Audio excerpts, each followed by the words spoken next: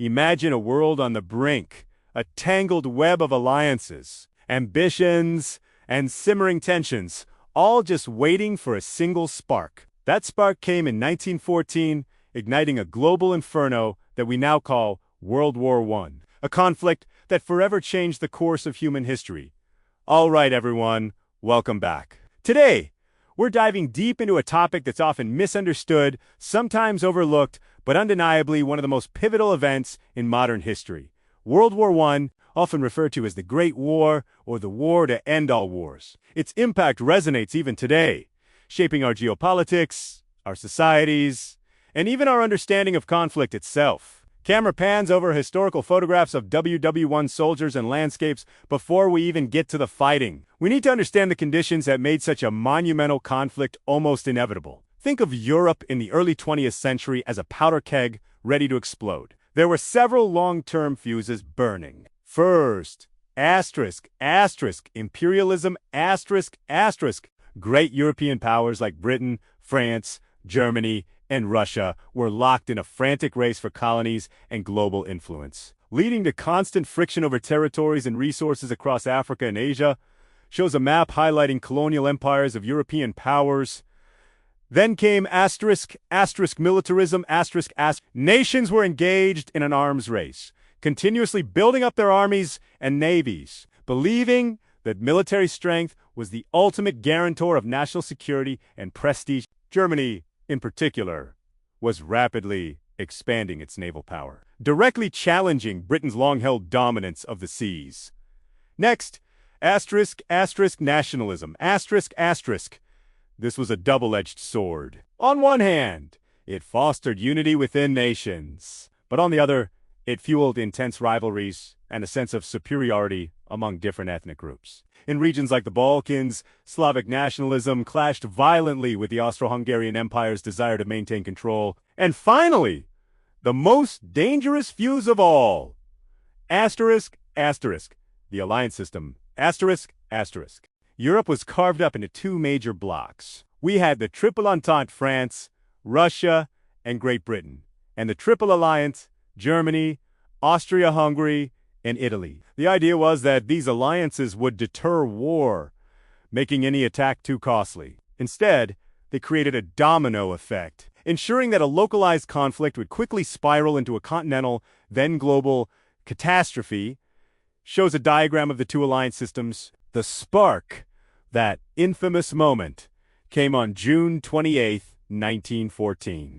Archduke Franz Ferdinand, heir to the Austro-Hungarian throne, was assassinated in Sarajevo by Gavrilo Princip, a Serbian nationalist. Austria-Hungary, already wary of Serbian expansionism, saw this as their chance to crush Serbia once and for all. What followed was a series of declarations of war, a horrifying chain reaction.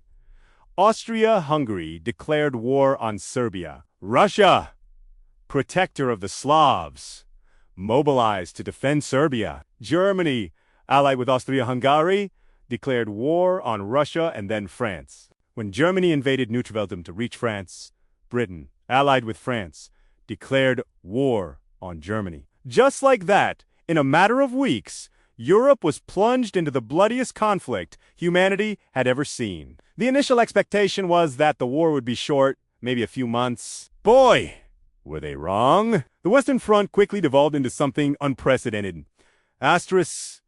Trench warfare, Imagine miles upon miles of elaborate ditch systems dug into the earth, stretching from the Belgian coast all the way to the Swiss border. Soldiers lived, fought, and died in these muddy, rat-infested, disease-ridden trenches. Image of a cramped, muddy trench with soldiers going over the top meant charging across no man's land, the desolate, shell-blasted ground between enemy trenches, directly into machine gun fire, artillery barrages, and barbed wire.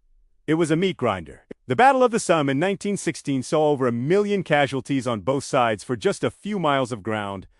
Passchendaele, Verdun. These names echo with unimaginable suffering. But the Western Front wasn't the only theater. On the Eastern Front, Germany and Austria-Hungary faced Russia. This front was far more fluid, with vast distances and massive armies clashing. though the casualties were no less staggering. Other fronts opened up in Italy, the Balkans, and even in the Middle East, as the Ottoman Empire joined the Central Powers. The war truly was global, with colonial troops from India, Africa, and Australia fighting on behalf of their imperial rulers. Shows a world map highlighting all the theaters of war. The scale of destruction was amplified by terrifying new technologies. The machine gun, a terrifyingly efficient killing machine, dominated the battlefield, making frontal assaults suicidal. Artillery, capable of firing shells weighing hundreds of pounds over long distances, turned battlefields into lunar landscapes. Then came asterisk chemical warfare, chlorine gas, mustard gas, designed to choke, blind, and burn. It was a new level of horror, prompting the invention of gas masks. Images of soldiers in gas masks. Tanks, initially clumsy and unreliable, emerged towards the end of the war, hinting at the future of mechanized warfare. Aircraft, starting as flimsy reconnaissance tools, evolved into fighters and bombers, adding a new dimension to conflict. And at sea, German U-boats, or submarines, posed a massive threat to Allied shipping, leading to unrestricted submarine warfare.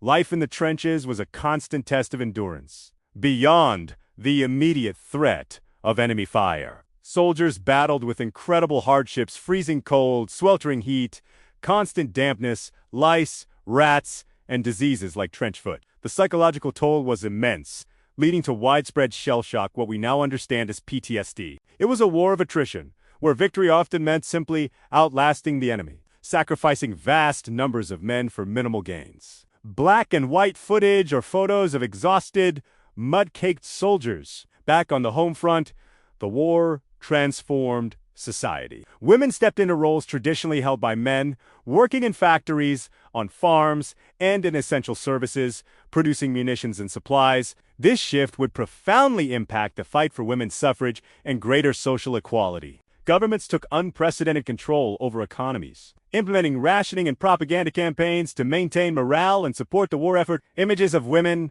working in factories during WW. The war demanded total mobilization, blurring the lines between soldier and civilian. Several key moments shifted the tide. In 1917, a major turning point arrived with the entry of the United States into the war. While initially neutral, American public opinion turned against Germany after the sinking of the Lusitania and the interception of the Zimmerman telegram, which revealed Germany's attempt to entice Mexico into an alliance against the U.S. The arrival of fresh American troops and vast resources provided a much-needed boost to the exhausted Allied forces. Image of American troops arriving in France. Simultaneously, Russia, ravaged by war and internal unrest, underwent two revolutions in 1917, leading to its withdrawal from the war and the rise of the Bolsheviks, who sought peace with Germany.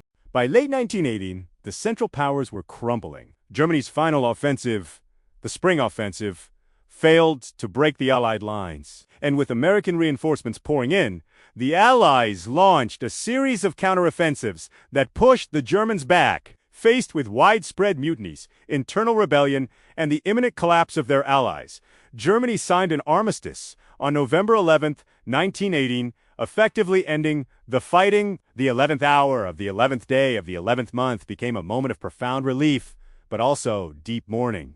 The formal peace treaty, the Treaty of Versailles, signed in 1919, officially ended the war. It was harsh on Germany, imposing heavy reparations, territorial losses, and severe military restrictions. Many historians argue that these punitive terms, coupled with a deep sense of national humiliation, inadvertently sowed the seeds for a future conflict, particularly the rise of extremist ideologies in Germany. Image of the signing of the Treaty of Versailles. The human cost of World War I was staggering. Estimates vary, but roughly 15 to 22 million people, both military and civilian, lost their lives. Millions more were wounded, maimed, or suffered profound psychological trauma. Entire generations, particularly in Britain, France, and Germany, were decimated, often referred to as the lost generation. The war shattered old empires, leading to the creation of new nations like Czechoslovakia and Yugoslavia, and reshaped the map of Europe. It led to the establishment of the League of Nations, An early attempt at international cooperation to prevent future wars, though it ultimately failed. World War I didn't end all wars, but it fundamentally changed how we wage them and how we view them. It was a crucible that forged the 20th century, influencing everything from art and literature to political movements and technological advancements. It forced humanity to confront the devastating power of industrial warfare and the fragility of peace.